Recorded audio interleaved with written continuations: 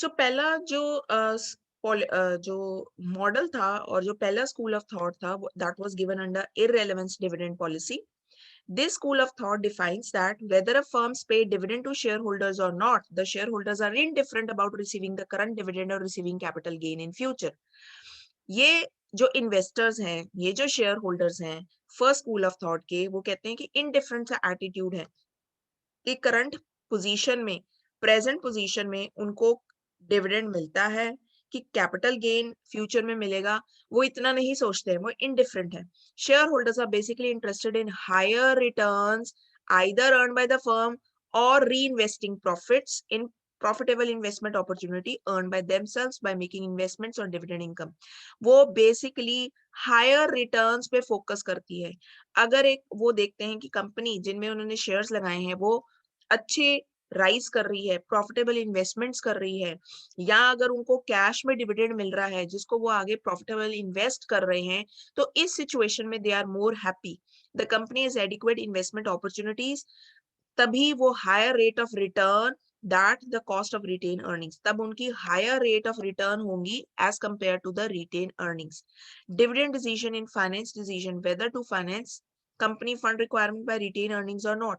तो dividend decision जो company का है उसमें सबसे पहला डिसीजन एक कंपनी का होना चाहिए कि प्रॉफिट का हिस्सा, फंड का हिस्सा रिटेन अर्निंग्स की जाएंगी कि नहीं की जाएंगी. ये शेयर होल्डर्स सिर्फ इसको देखते हैं. They are more interested in knowing कि कंपनी कितनी प्रॉफिटेबल इन्वेस्टमेंट्स कर रही है, उसके प्रॉफिटेबल इन्वेस्टमेंट डिसीजंस कैसे हैं, क्योंकि अगर उनके डिसीजंस अच्छे हैं, उनको रिटर्न अच्छी आएगी, तो उस कंपनी को सोचना नहीं पड़ेगा डिविडेंड देने के लिए. एक कंपनी डिविडेंड क्यों नहीं डिक्लेयर करती, क्योंकि उनके प्रॉफिटेबल इन्वेस्टमेंट डिसीजंस नहीं है. सो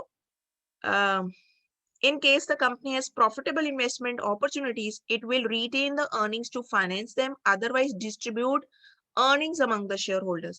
तो ये शेयर होल्डर्स कहते हैं कि अगर कंपनी ये सोच रही है कि उनके पास बहुत अच्छी प्रॉफिटेबल इन्वेस्टमेंट अपॉर्चुनिटी है, तो वो अपने फंड का हिस्सा, प्रॉफिट का हिस्सा वो रिटेन करने करेंगे, डेफिनेटली वो डिस्ट्रीब्यूट नहीं करेंगे शेयर होल्डर को.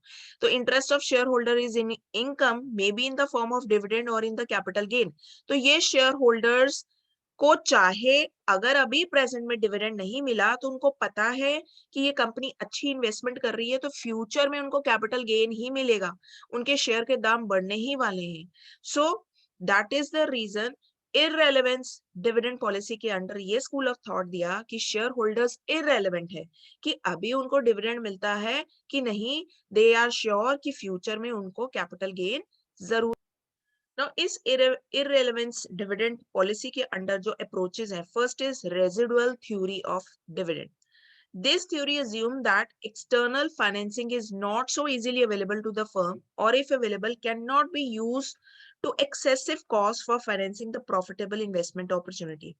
ये थ्योरी ये कहती है, ठीक है, हमने मान लिया कि शेयर होल्डर्स इनडिफरेंट होते हैं, लेकिन इसके साथ साथ एक ये भी पॉइंट है कि एक्सटर्नल फाइनेंसिंग यानी लोगों से पैसा इकट्ठा करना, फंड्स इकट्ठे करना इतना इजी नहीं है, क्योंकि अगर ये फंड्स कंपनी इकट्ठे कर रही है, उसके साथ एक चीज एसोसिएटेड है, वो है एक्सेसिव कॉस्ट. तो कंपनी को बहुत ज्यादा कॉस्ट इंकर करनी पड़ेगी अगर उन्होंने प्रॉफिटेबल इन्वेस्टमेंट अपॉर्चुनिटीज करनी है. Therefore, the firm finances investment decisions by retaining profits. तो फर्म के पास बेस्ट ऑप्शन होती है कि वो पैसा इकट्ठा कैसे करे, वो सेविंग्स करके, रिटेनिंग प्रॉफिट्स करके, rather than issuing shares in the market. If the firm has sufficient profitable investment opportunities, then the wealth of the shareholder will be maximized, क्योंकि अगर उन्होंने जो शेयर्स भी इश्यू कर रखे हैं और रिटेन अर्निंग्स उनके पास अच्छी हो रही है, रिटेन अर्निंग्स का हिस्सा वो प्रॉफिटेबल इन्वेस्टमेंट्स में लगाएंगे, अच्छी रिटर्न आएंगी, तो एग्जिस्टिंग शेयर होल्डर्स को वो रिटर्न अच्छा दे पाएंगे. तो इसी के साथ कनेक्टेड है wealth of the shareholders, क्योंकि वो री इन्वेस्टमेंट करेंगे. On the contrary opposite side, if the firm has no investment opportunities, उनके पास कोई इन्वेस्टमेंट अपॉर्चुनिटी नहीं है, कहीं से उनको रिटर्न नहीं आ रही है, फिर ऑब्वियसली वो रिटेन प्रॉफिट्स करके क्या करेंगे, देन द प्रॉफिट में be distributed among the share holders. तो रेजिडल थ्योरी ये भी कहती है अंडर इररेलेवेंस कि शेयर होल्डर्स चाहे इरेलेवेंट है, लेकिन सबसे मेन डिसीजन एक फाइनेंस मैनेजर का है कि उसके पास इन्वेस्टमेंट अपॉर्चुनिटी अगर है तो वो प्रॉफिट ज्यादा रिटेन करेगी, और ये बेटर ऑप्शन है क्योंकि अल्टीमेटली फ्यूचर में उनको रिटर्न्स बेटर आएंगे, वो ज्यादा कैपिटल गेन दे पाएंगे अपने शेयर होल्डर्स को. Thus, a firm does not decide as how much dividend be paid. Rather, वो इस तरह से सोचते हैं, they decide as to how much profit should be retained. तो कंपनी की सोच ऐसी है, ये थ्योरी कहती है, फर्म सबसे पहले शेयर होल्डर के बारे में नहीं सोचती है. फर्म पहले सोचती है कि प्रॉफिट का हिस्सा कितना रिटेन करना है, हमारे पास इन्वेस्टमेंट अपॉर्चुनिटीज कितनी है. So dividends decisions is a passive decision. क्यों? क्योंकि ये डिसीजन मेन फोकस में रख के नहीं लिया जाता. मेन फोकस में रख के ये डिसीजन लेता है एक फाइनेंशियल मैनेजर कि हमारी इन्वेस्टमेंट अपॉर्चुनिटीज कितनी है और हमें कितना प्रॉफिट रिटेन करना है. अच्छी इन्वेस्टमेंट हुई तो ऑटोमेटिकली रिटर्न्स वो शेयर होल्डर्स को अच्छी दे पाएंगे. Now next is MM approach under the irrelevance policy. MM is Modigliani and Miller approach. The irrelevance dividend policy for valuation of the firm has been most comprehensively presented. Means ये irrelevance policy को सबसे अच्छा present किया था MM ने.